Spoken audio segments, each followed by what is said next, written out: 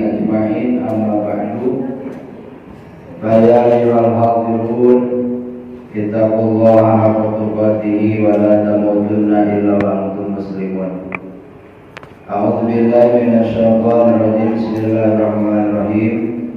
إلى حضرة النبي المصطفى سيدنا محمد رسول الله صلى الله عليه وسلم وعلى آله وأصحابه وأزواجه وذريته وأهل بيته الكرام أجمعين وتابعين التابعين الذين هم بإحسان إلى يوم الدين رضي الله عنهم وإلى أرواح الخصوصات سمعكم المسلم في هذا الكتاب نفعنا الله بعلومهم نفعا مباركا. الفاتحة.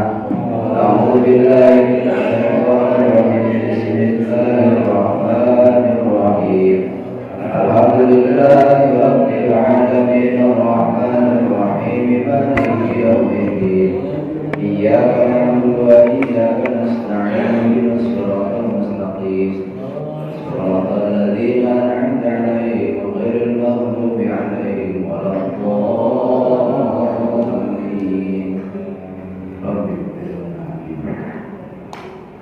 Para bapak ahli pengajian Masjid Jami Baitur Rahman yang saya hormati, mudah-mudahan dimuliakan oleh Allah Subhanahu wa taala, diberkahkan rezekinya, dipanjangkan umurnya, serta bisa beribadah kepada Allah Subhanahu wa taala. Amin ya Allah ya rabbal alamin.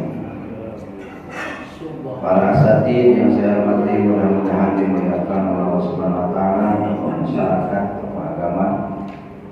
Alhamdulillahirabbil alamin. Insyaallah pada kesempatan kali ini kita akan membahas tentang ikhlas.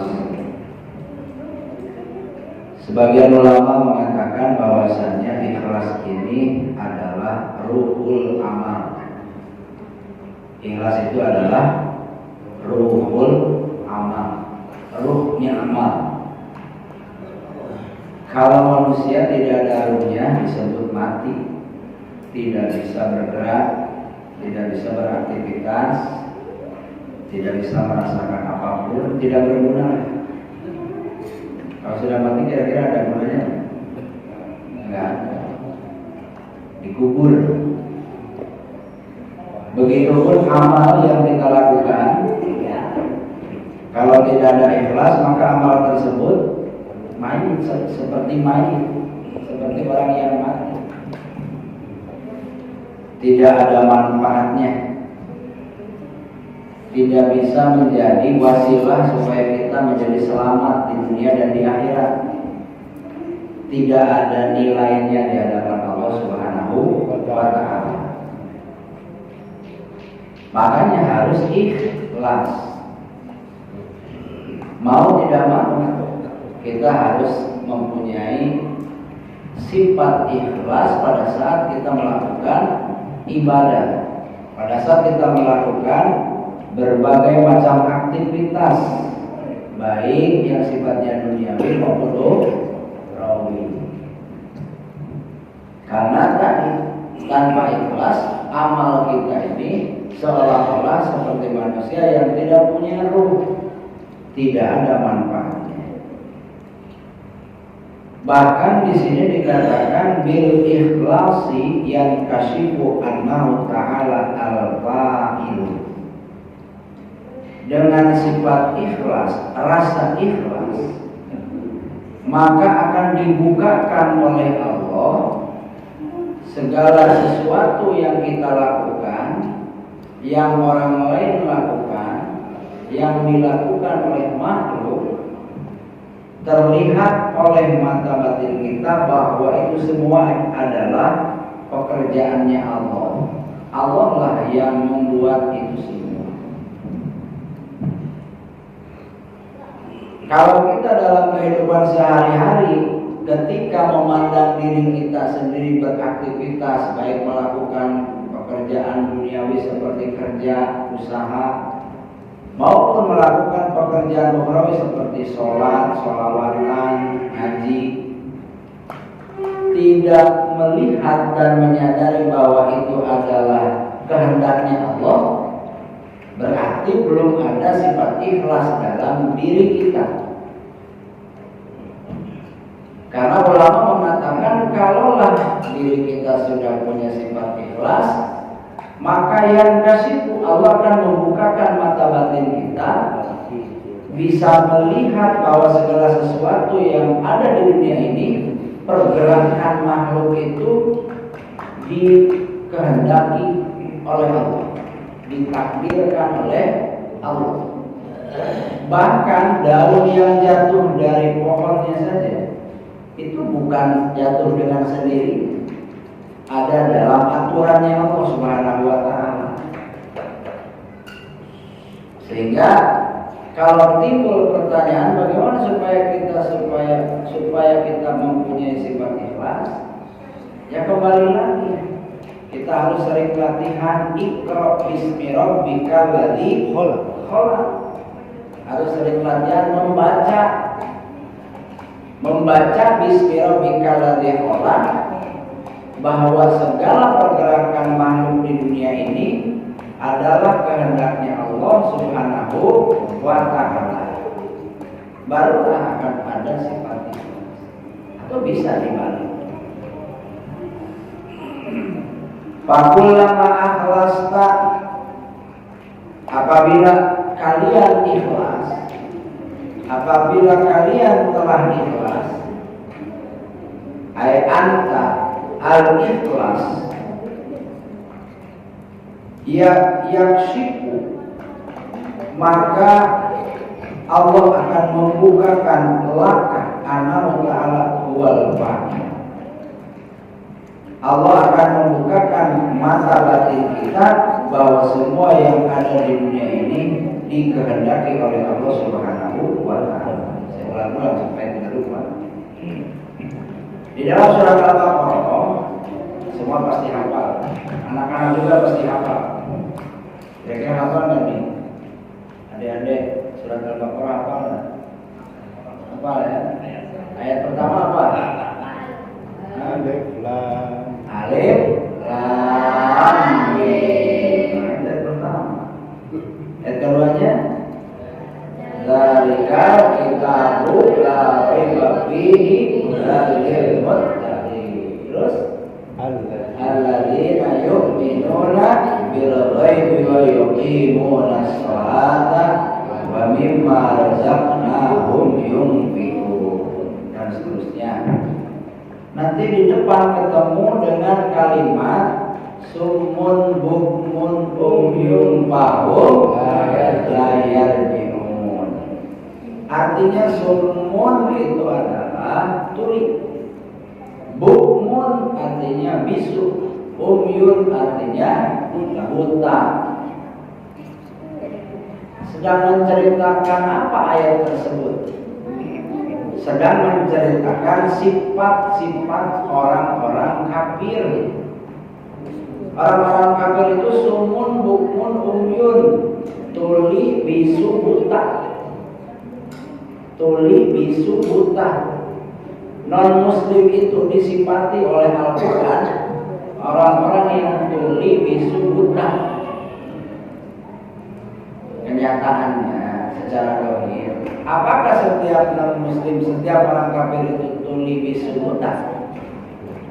Kenyataannya enggak kan? Kalau kita maknai secara dohir, ayat ini tidak bisa dimengerti, karena tidak setiap orang kafir kenyataannya secara dohir tuli, bisu, buta. Ada yang tidak tuli, ada yang tidak bisu, ada yang tidak buta.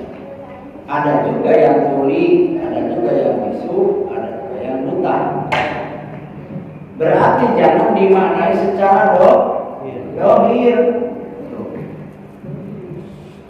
Jangan dimaknai secara dohir. Harus dimaknai secara batin. Sumun, tuli, bukmun, apa namanya? Bisu, umyun, buta. Tuli di sana adalah pendengarannya fahum la yarji'un, tidak bisa kembali kepada Allah. Telinga dohirnya mendengar, ya mendengar, tapi la yarji'un, tidak bisa menjadi wasilah supaya kembali kepada Allah ketika bisa mendengar. Itu maknanya. Kita bisa dengar kan? Bisa.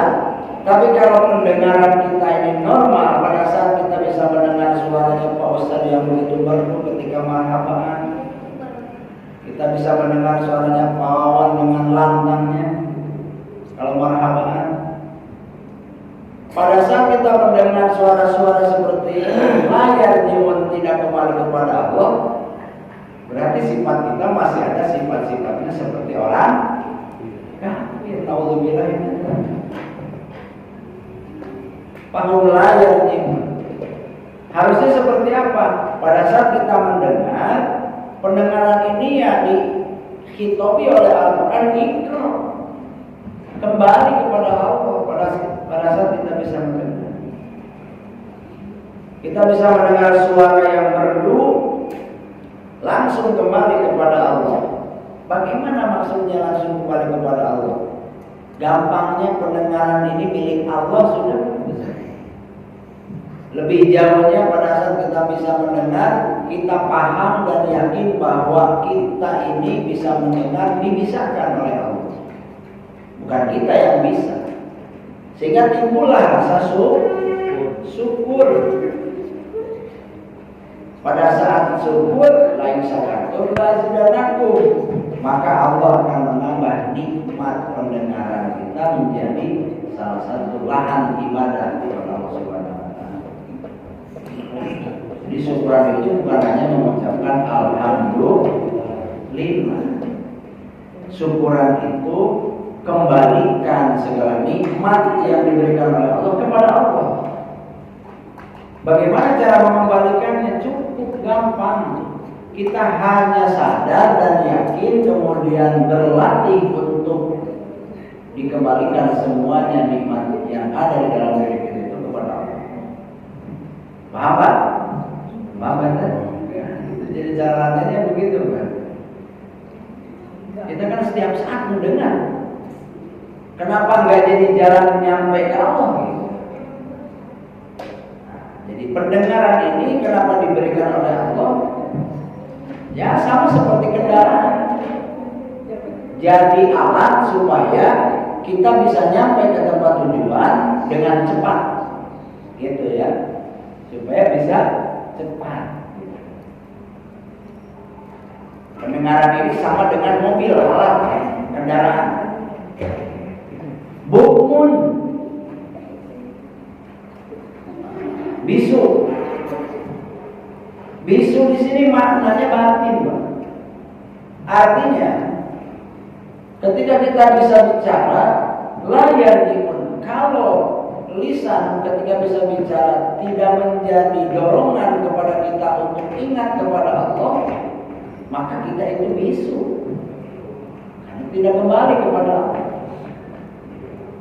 Solusinya bagaimana ya? Tadi ikra bismi rabbikal ladzi khalaq.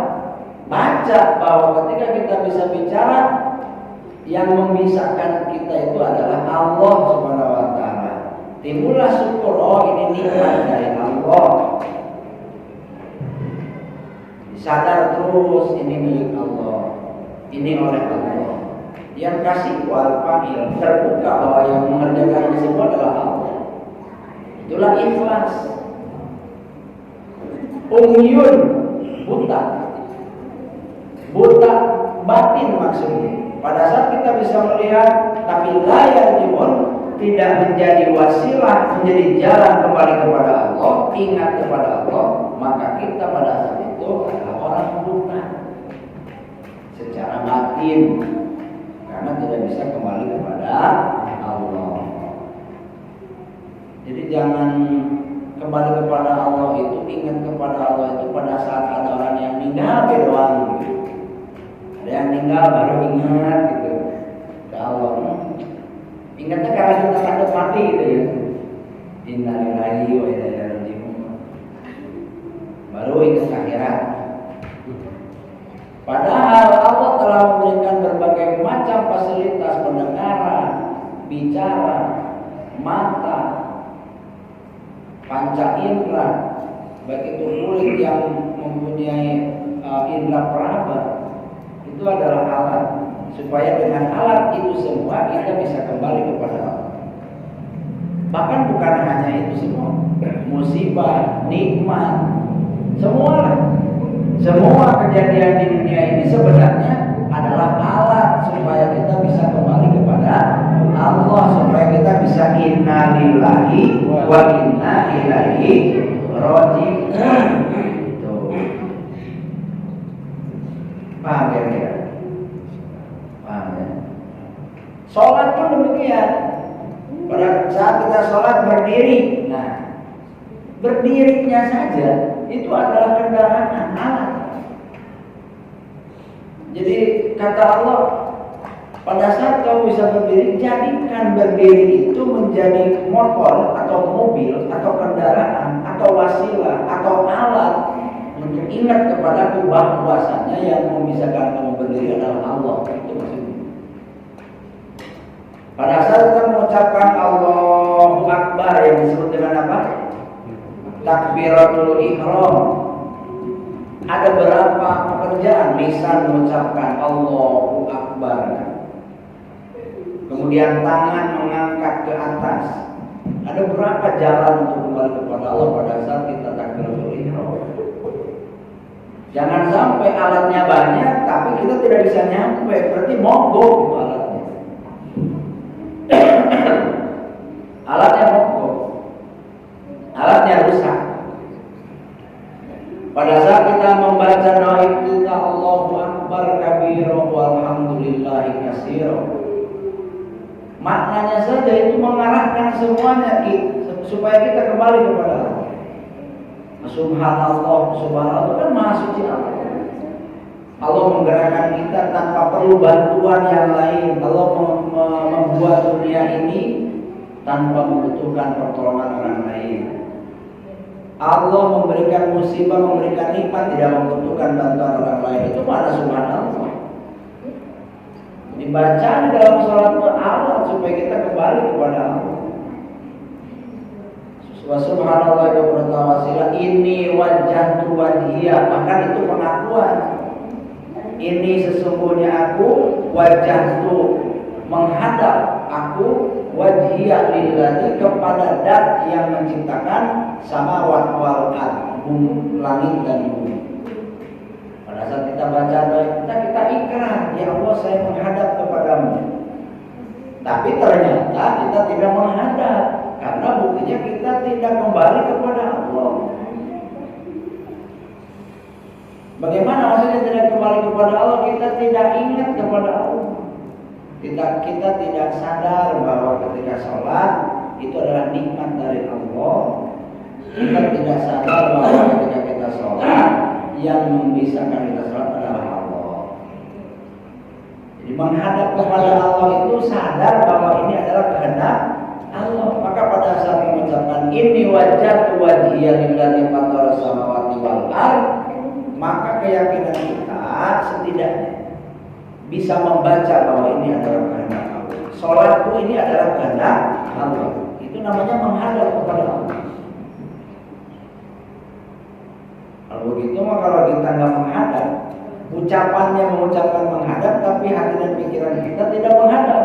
Berarti kayak ngobrol sama Pak Ustadznya di belakang kita. Ustadz gimana? Sehat nggak? Ini orangnya di belakang. Kira-kira Pak Ustadz digimanain? Pak Ustadznya kebetulan lagi megang mic. Kayaknya dilempar sama Pak Wawan yang benar kalau ngobrol kan. Orangnya di sini di belakang, masa Pak Wawan menghadapnya ke sana. Ustadz gimana? Sehat? Orangnya di sini. Bisa jadi ditendang sama Pak Ustadz karena nggak sopan. Sopan nggak kira-kira kalau ngobrol sama orangnya di depan kita malah ngebelakangi, kan nggak sopan. Boro-boro ngebelakangin kayak gitu, kayak orang lagi ngobrol begini saja kan di dalam kitab Adabul Alim wal Muta'allim, misalnya saya ngobrol sama kawan, terus saya menceritakan sesuatu ini sudah diketahui oleh Pak Wawan. Kata Pak Wawan, saya udah tahu tuh Ustaz itu mah. Misalnya saya menceritakan, kemarin Prancis menang 1-0. Mas saya udah tahu. Wah kemarin begini ada begini, wah saya udah tahu itu. Menurut ilmu adab, ilmu akhlak, kalau kita ngobrol, orang lain menceritakan sesuatu yang kita tahu, maka kita harus pura-pura tidak tahu. Oh begitu ya. Untuk menghargai perasaan mereka. Oh begitu ya. Sambil ngangguk-ngangguk. Orang Indonesia kan kalau ngobrol ngangguk-ngangguk. Udah capek begini. Karena itu bagian dari sopan santunan ternyata. Jadi pura-pura kita tidak tahu padahal sudah tahu. Begitu ya. Atau ada orang yang lagi ngobrol tapi mukanya kemana gitu ya. Pernah nggak ngobrol sama orang kayak gitu?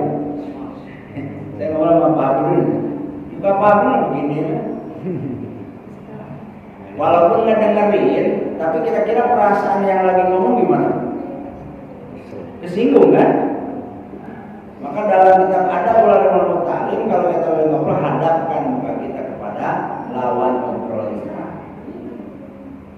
Ya kepada Allah pun dalam sholat ya seperti itu. Kalau kita mengatakan ini wajah, tapi hati dan pikiran kita membelakangi Allah, tidak menghadap kepada Allah, berarti nggak sopan. Jadi sholat itu alat dari mulai baca doa kita. Baca surat Al-Fatihah saja harus menjadi alat kembali kepada Allah. Dagang harus menjadi alat kembali kepada Allah. Jalan kaki, olahraga, goes itu jadi alat kembali kepada Allah. Nonton bola itu bisa jadi alat kembali kepada Allah. Cuma jangan sambil taruhan ya. Sudah yang nanya tiap hari saya. Bosan katanya. Kalau judi itu kan wilayahnya fikih. Kalau fikih tergantung akal. Gimana kalau saya nonton bola sama teman? Saya mendukung Prancis, teman saya mendukung Maroko. Cuma saya ngomongnya gini. Karena saya mendukung Prancis, sekiranya Prancis menang, sekiranya Maroko menang, saya kasih hadiah kamu 100.000. Tapi kalau Prancis yang menang, kamu masih ada ke saya 100.000. Ini hadiah loh. Kira-kira halal apa enggak?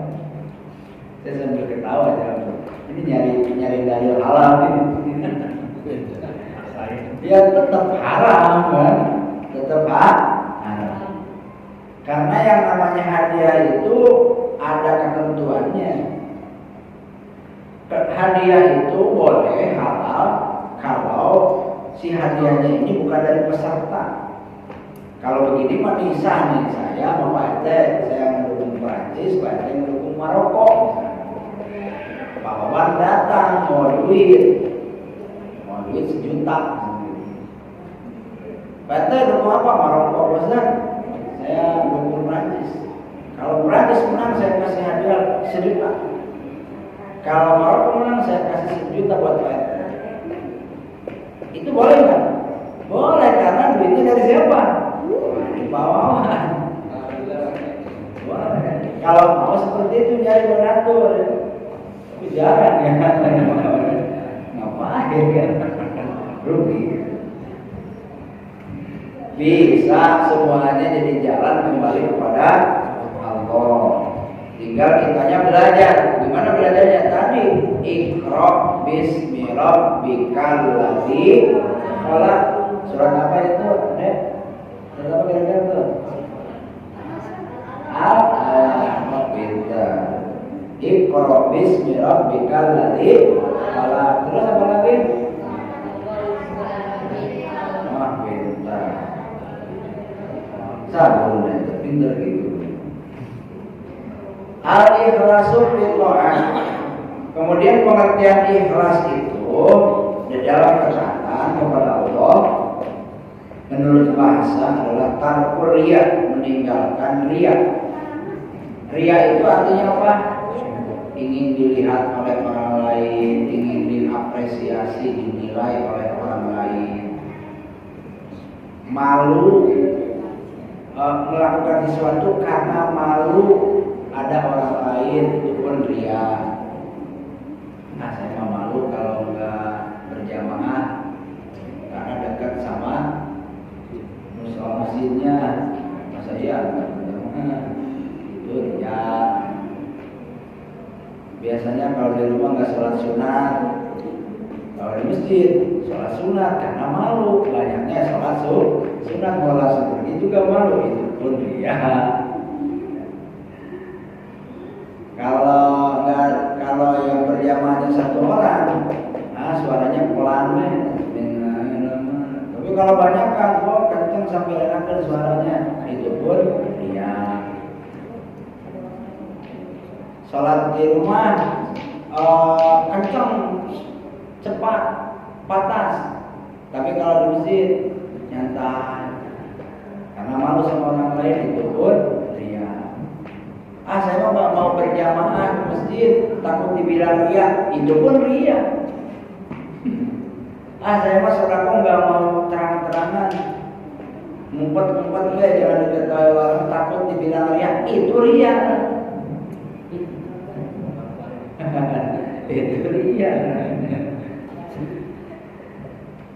Menurut istilah, ikhlas itu adalah tahlisul qalbi ansa ibatis saud, membersihkan hati dari campuran yang kotor dan mengotori kebersihan hati.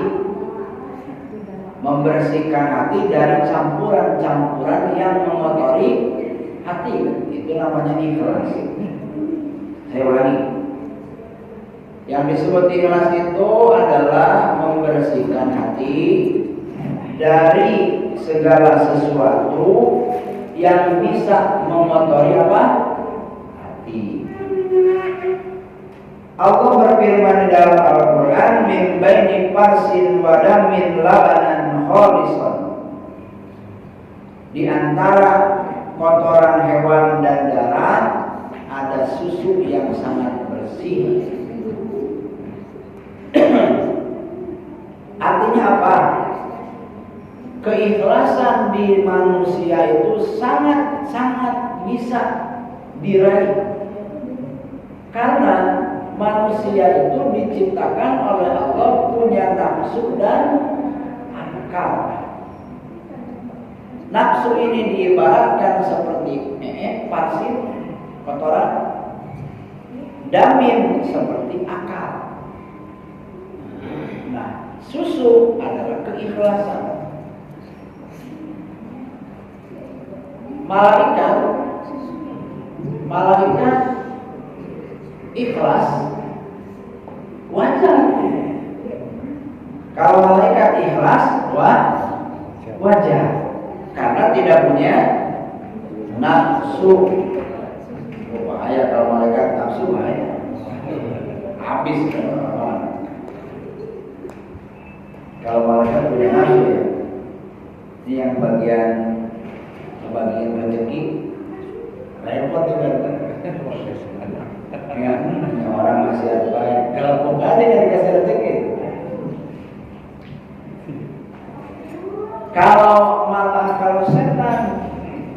Kalau setan tidak ikhlas, sering maksiat, wajar, karena tidak diberikan akal.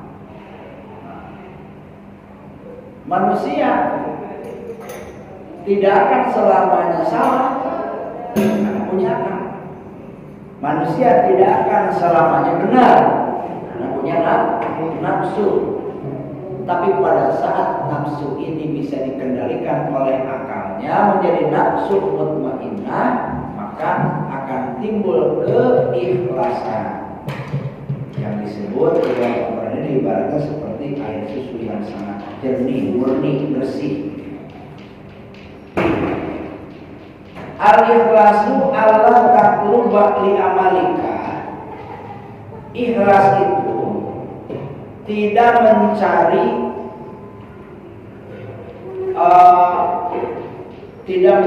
orang yang mengapresiasi, tidak membutuhkan penilaian orang lain ketika kita melakukan amal.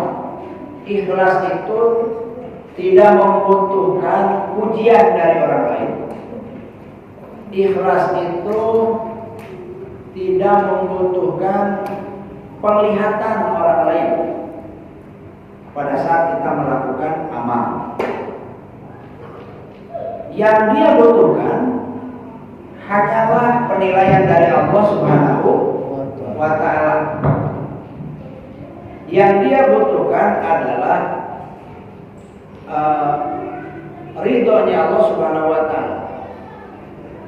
Yang dia butuhkan adalah Allah memperhatikannya. Maka orang ikhlas ini tidak akan terpengaruh dengan keadaan sekitar. Kan ada orang yang panasan kan? Orang lain beli mobil, pengen beli mobil. Orang lain beli motor, pengen beli motor. Maksain akhirnya ambil ke dalam uang kagak ada, kagak setoran. Yang ujung-ujungnya yang orang lain bangun rumah, pengen bangun rumah. Orang lain menghina dan menghardiknya, mencelanya, sakit. Orang lain memujinya, senang. Orang yang gak ikhlas itu semuanya akan terpengaruh. Keadaannya akan terus terpengaruh oleh lingkungan, oleh makhluk, oleh manusia yang lain. Kenapa demikian? Karena selalu melihat makhluk ukurannya. Tapi kalau ukurannya atau motivasinya, tujuannya adalah Allah, pada saat orang lain menghina, bodoh amat. Enggak rugi dihina oleh orang lain. Karena yang kita inginkan adalah penilaian dari siapa? Dari Allah. Misalnya kita kerja lah, kita kerja nih sama teman kita, rekan kita, sama-sama karyawan, jabatannya sama. Disebut jelek pekerjaannya, nggak terpakai. Kira-kira kalau menurut bosnya pekerjaan kita bagus, sedangkan teman kita nyebutnya jelek, kita bakal terpengaruh dengan omongan si karyawan yang satu jabatan dengan kita. Kira-kira? Enggak, karena enggak ngaruh. Teman kita yang satu jabatan, sama-sama karyawan, menilai pekerjaan kita jelek, tapi bos kita menilai pekerjaan kita bagus. Maka kita tidak akan memperdulikan omongan si karyawan ini, karena yang kita pikirkan adalah penilaian si bos.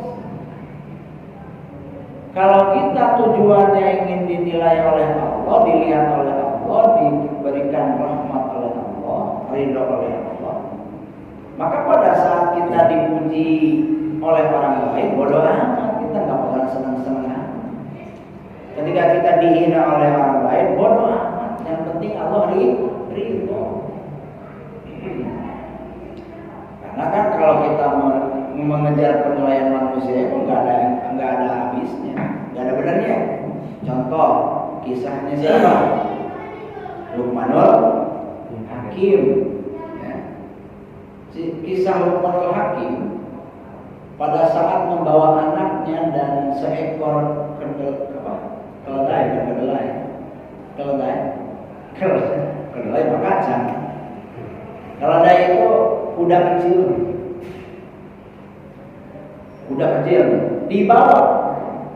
dibawa sambil ditunggangi oleh anaknya melewati satu kampung. Kata orang kampung tersebut, anak kurang ajar.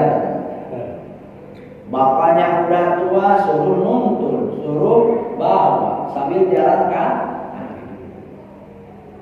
Harusnya kan bapaknya yang naik, bapaknya yang nuntun, anaknya nuntun. Akhirnya diikutin tuh omongan si masyarakat tersebut, diikutin. Pindahlah Luqmanul Hakim ya, naik, anaknya yang nuntun roda. Ngelewatin satu kampung lagi, penduduknya beda, diomong lagi. Bapak kurang ajar, enak-enakan duduk di atas keledai, anaknya malah suruh nuntun. Harusnya kan anaknya yang naik. dua-duanya turun tidak menaiki si keledai dan keledainya dituntun berdua. Ngelewatin satu kampung lagi. Gelok sudah ada cenah. Punya keledai cuma dituntun doang, kagak dinaikin. Kenapa gak dinaikin tuh? Kalau kita mau jawab penilaian manusia nggak ada benernya. Menurut Pak Hafidun saya benar, bagus. Belum tentu menurut Pak RT. Maka bodoh amat lah, jangan menghiraukan penilaian manusia. Yang penting Allah ridho kepada kita. Itulah orang ikhlas. Tapi ya jangan juga selengnya bodoh amat. Sabodoting. Karena konotasi sabodoting kalau dipakainya salah jadi salah. Misalnya ada orang celaka bodoh amat kan gitu. Kagak mau nolongin jadinya ya. Nah, karena orang bertauhid beriman pasti berakal. Ya. Gini Pak.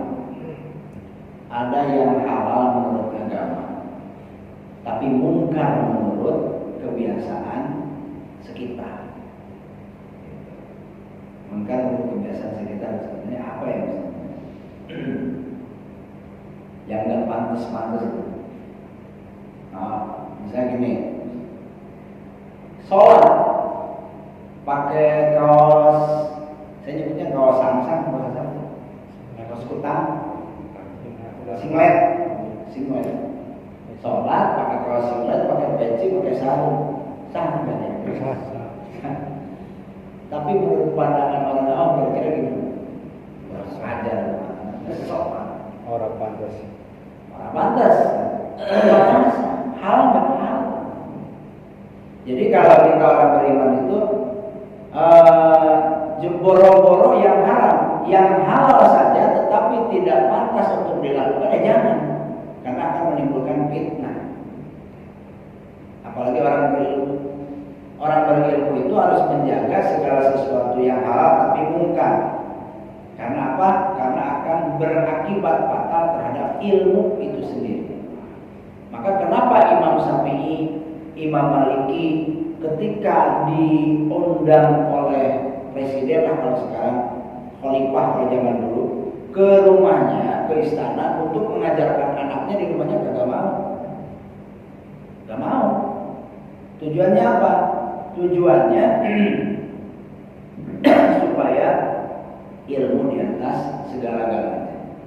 Pada saat orang berilmu menghampiri seorang penguasa untuk mengajarkan anaknya ke istana, maka orang awam akan memandang, oh berarti harta jabatan ada di atas ilmu. Buktinya orang alim nyamperin pemimpin ke istana. Makanya dulu kagak mau tuh ulama-ulama nyamperin pemerintahan. Nah kalau sekarang gimana? Kalau sekarang kan tujuannya beda. Jangan dianggap salah ulama-ulama yang masuk ke pemerintahan. Mungkin tujuannya daripada di pemerintahan tidak ada yang benar sama sekali, maka harus diisi sama orang-orang benar. Bayangkan kalau orang benarnya kagak mau masuk ke tataran pemerintahan, wah hancur. Gak ada yang ngingetin, gak ada yang ngimbangin. Ada kesebahakan. Kalau diundang susah. Kecuali kalau yang undangnya gurunya, saudara gurunya, atau yang lebih tua secara nasab dari ini, baru mau. Kalau tidak ada itu, alasannya tidak mau. Bukan sombong, tujuannya adalah untuk menjaga ilmu. Orang lain dulu sama seperti itu. Kalau kita kan nggak harus seperti itu juga. Tapi sesuatu yang halal mungkar di umum masyarakat jangan dilakukan, karena akan menimbulkan fitnah.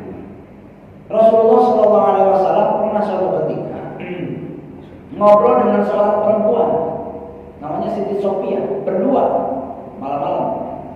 Datang dua sahabat melihat keadaan Rasul ngobrol dengan Siti Sophia, langsung lari, bukan lari sih, pergi, terburu-buru pergi. Rasulullah kemudian memanggilnya, sini, jangan pergi. Dipanggil, sini jangan pergi.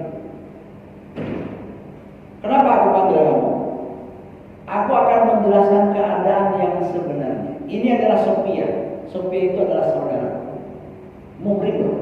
Nah, ketika ngobrol dengan Sofia, Rasulullah itu halal karena muhrim, saudaranya. Kenapa saya jelaskan ini kepada kalian? Karena setan itu seperti darah yang mengalir di uratnya. Darah yang mengalir di urat dengan secepatnya. Artinya setan ini akan secepatnya menggoda kita untuk meliarkan pikiran kita ketika melihat seseorang yang kita curigai melakukan kemaksiatan. Tujuannya apa? Atau pelajarannya apa? Pada saat kita melakukan sesuatu yang halal, tapi akan menimbulkan kecurigaan orang lain, maka hindarilah. Hindarilah. Misalnya Pak RT pejabat setempat, ada rumah janda di sini satu. Sebenarnya kepentingan pemerintahan, bukan apa-apa. Ada berkas yang harus ditandatangani misalnya, datang ke rumahnya tapi malam. Kira-kira kalau ada Pak Habib lihat apa nih Pak? Rebab. Gitu kan? Kira-kira orang akan liar gak pikirannya? Liar, akan curiga. Maka harus dihindari. Cara menghindari berarti bawa Pak Habib dulu. Bawa orang yang lihat, wah, lu sedang apa? Bawa lagi.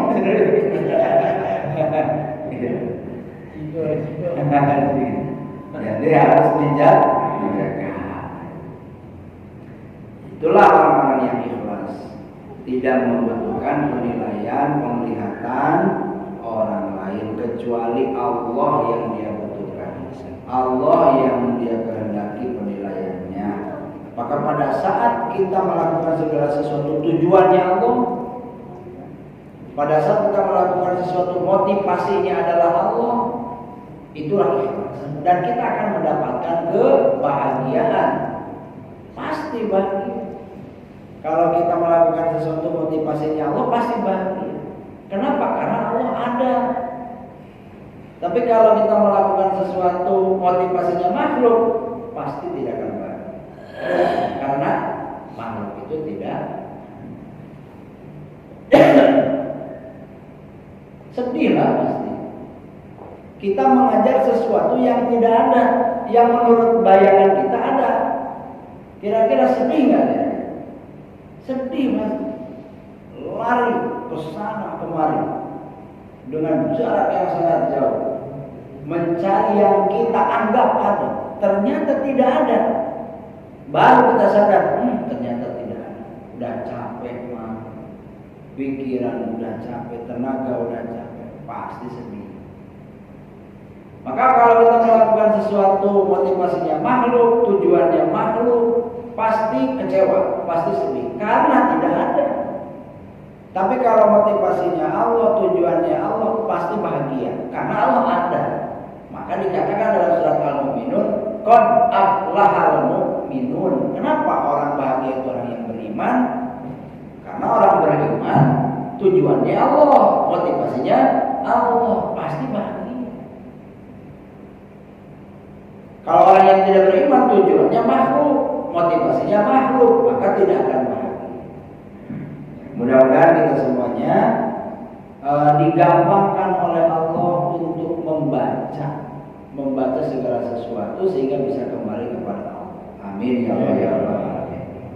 Mohon maaf segala kekurangan. Wassalamualaikum warahmatullahi wabarakatuh. Waalaikumsalam.